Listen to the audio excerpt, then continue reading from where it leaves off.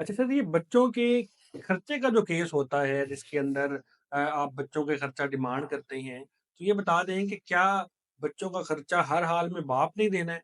कई ख़वातीन कहती हैं कि जी हमें बाप ने लिख के दे दिया है कि बच्चा तुम अपने पास रख लो लेकिन हमसे खर्चा मत माँगो। तो क्या ऐसा करना मुमकिन है? और अगर ऐसा हो जाता है, तो बच्चे का खर्चा माँगा जा सकता है या नहीं माँगा जा सकता और इसका सारा तरीकाकार क्या होगा?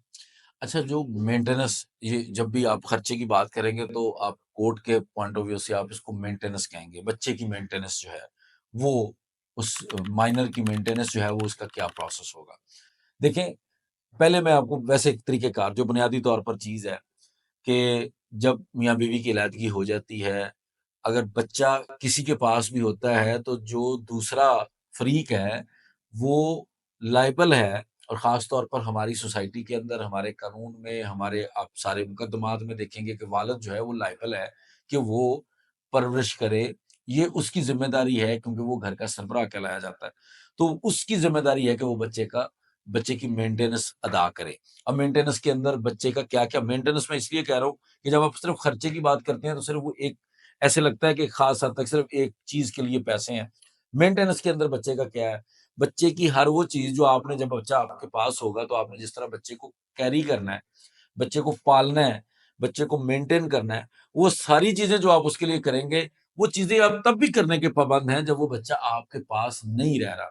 इवन आपकी बीवी के पास है, वो उसकी गार्डियन मुकर्रर हो गई है, आर्ज़ी गार्डियन है, या खुद हमारी आपस में कोई अंडरस्टैंडिंग बन गई है कि जी आर्ज़ी तौर पर आपके पास रहेगा, तो वो वहाँ पे रहने के बावजूद हर चीज़ को मेंटेन जो आपने करना है ना, आपकी रिस्पॉन्सिबिलिटी है, वो बेसिकली खर्चे के केस या मेंटेनेंस के मुकदमात कहलाते हैं।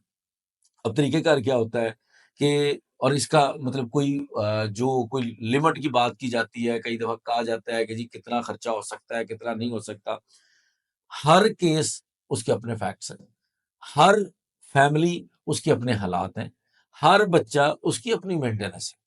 मतलब मैं आपको ऐसी मिसालें भी दे सकता हूँ जिसमें $1000 से ऊपर-ऊपर इंटरम मेंटेनेंस भी लगी।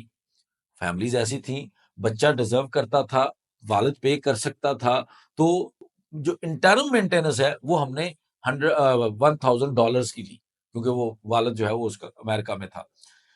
इस तरह बेशुमार जगहों पे जो फाइनल जो हुई, जो मेंटेनेंस बच्चे का, जो जब केस का डिसीजन हुआ, फाइनल डिक्री हुआ, तो वो 10-10 लाख रुपया भी था। क्योंकि वो बच्चा भी डिज़र्व करता था, उसके वो अखराजात भी थे, और जो वालिद था वो पे भी कर सकता था। अब साइंस क्या है, कैसे डिसाइड होगा ये सारा कुछ? अब आप एक एक माँ है, उसके पास बच्चा है, आर्ज़ी गार्डियनशिप है, और वो चाहती है कि मेरे बच्चे को उसका खर्च मिले। वो सिंपली कोर्ट के अंदर, चूँकि बच्चा माइनर है, वो खुद केस नहीं दायर कर सकता। बच्चे का केस उसकी वालिदा जो है वो बच्चे के बिहाफ़ पे केस दायर करेगी, और उस वालिद से उस बच्चे के लिए मेंटेनेंस माँगेगी। अब मेंटेनेंस वो क्या माँग रही है, वो डिपेंड करता है। उसको क्या चाहिए?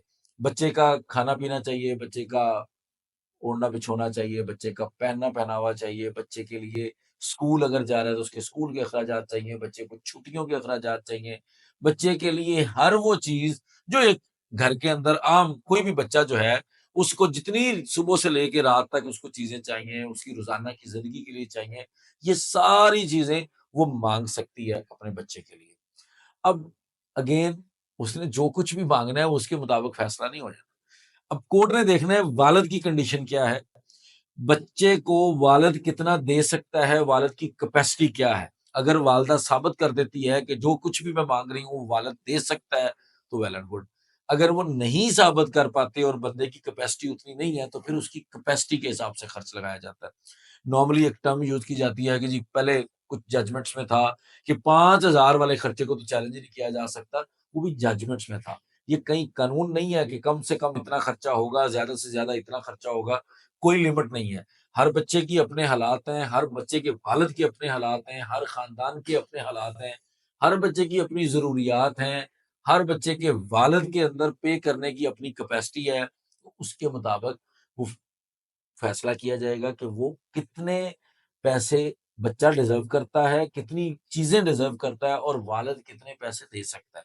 इन सारी चीज़ों की बुनियाद के ऊपर इसका फैसला किया जाएगा, और फिर जो है वो कोर्ट उसके हिसाब से डिक्री कर देगी। उसको फिर आप फर्दर एक्सटेंड भी कर सकते, उसको इंक्रीज़ भी उसके अंदर ले सकते हैं। कोर्ट लिख भी देती है कि हर साल उसके अंदर एक इंक्रीज़ आएगा, लेकिन अगर आप चाहें तो आपको लगता है किसी स्टेज पे कि अखराजात बढ़ गए हैं, तो आप दोबारा कोर्ट से रुजू करके उसके अंदर इंक्रीज़ करवाने के लिए भी जा सकते हैं। और बहरहाल हर सूरत के अंदर ये बाप ने ही और पैसे अदा एक करने चीज़ हैं। जो आपने दूसरी कही कि बाप ने लिख के दे दिया, बच्चों की लैदगी हुई, ये वो सारा, ये कोई इस तरह का कोई मामला नहीं होता। हाँ, ये म्यूचुअल अंडरस्टैंडिंग है।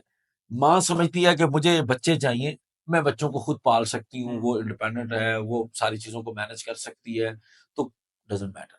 वो खुद ही उन चीज़ों को मैनेज करके वो अपना करना चाहती है। इसका कानून के साथ कोई ताल्लुक नहीं है, कि कानून ने उसको छूट दे दी मर्द को कि चूँकि उन्होंने लिख उनकी दिया। अपनी वो मर्ज़ी है उनकी एक तो आपस छूट में म्यूचुअल अंडरस्टैंडिंग है, क्योंकि माइनर तो खुद अपना केस दायर नहीं कर सकता। तो माइनर ने माँ के ज़रिए करना है और माँ ही नहीं चाह रही, तो फिर इसका मतलब है कि ठीक है, वो खर्चे के केस की ज़रूरत नहीं है और बच्चे को एक्चुअली ज़रूरत ही नहीं है। तो इस बुनियाद पर ये हो सकता है। अदरवाइज़ ये लिख के दे देना, किसी से लिखवा लेना कि मैं केस दायर नहीं करूँगा, ये वो, ये सारे फ़िज़ूल के कॉन्ट्रैक्ट्स होते हैं, फ़िज़ूल के एग्रीमेंट्स होते हैं। इनके ऊपर कानून जो है वो इसको सपोर्ट नहीं करता।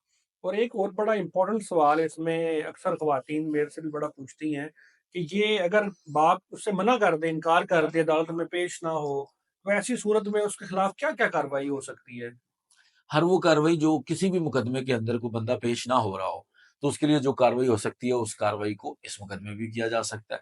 आप उसको नोटिसेस भेजते हैं, वो नहीं आता, आप उसके चस्पानगी करवाते हैं, वो नहीं आता, आप अखबार इश्तिहार करवाते हैं, वो नहीं आता।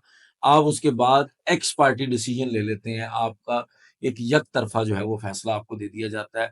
अगेन उसको एग्ज़ीक्यूट करवाने के लिए फिर आप जाते हैं, वो एग्ज़ीक्यूशन में भी नहीं आता, वो उसको चैलेंज भी नहीं करता। तो फिर आप उसकी प्रॉपर्टीज़ की अटैचमेंट करवा सकते हैं, आप उसकी प्रॉपर्टीज़ को अटैच करवाएँगे, जब बंदा तो आपको मिल ही नहीं रहा, बंदा ट्रेस नहीं हो रहा, तो फिर अगर उसके नाम पे कोई असासे हैं, तो आप उन चीज़ों को अटैच करवा सकते हैं। इवन यहाँ तक क्या है कि जब भी वो कोई असासे खरीदेगा कल को भी, तो आप उनको बाद में भी जो है वो अटैच करके उससे अपनी रिकवरी कर सकते हैं। इसके अलावा और कोई तरीक़ेकार नहीं है। जेल भी अगर जा सकता है वो शख्स या अगर नहीं? कोई पैसे नहीं देता तो उसके लिए एक तरीक़ेकार रखा गया है हमारे लॉ के अंदर कि वो 1 साल के लिए उसको जेल दी जाती है। 1 साल का टाइम जो है वो उसको जेल में स्पेंड करना पड़ता है और उसके बाद भी उसकी पैसों से जान नहीं छूटती। लेकिन अगेन ये वो कंडीशन है जहाँ पे बंदा आपको नज़र आ रहा है और वो पैसे नहीं दे रहा।